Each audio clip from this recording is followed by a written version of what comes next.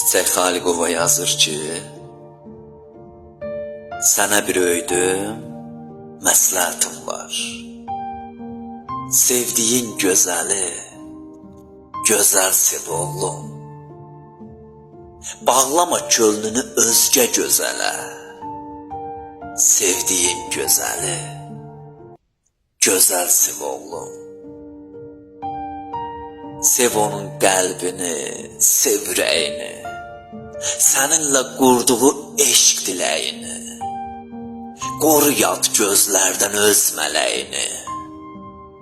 Sevdiyin gözəli, gözəl sev oğlum. Qoru çiçəyini, qoru gülünü, bir ömür buraxma zərif əlini. Əsəbi halında saxla dilini. Sevdiyin gözəli, gözəl sev oğlum. Qırma güvənini, qırma könlünü. Sevgi məhəbbətlə uzad ömrünü. Qoxla tellərini, dara zülfünü.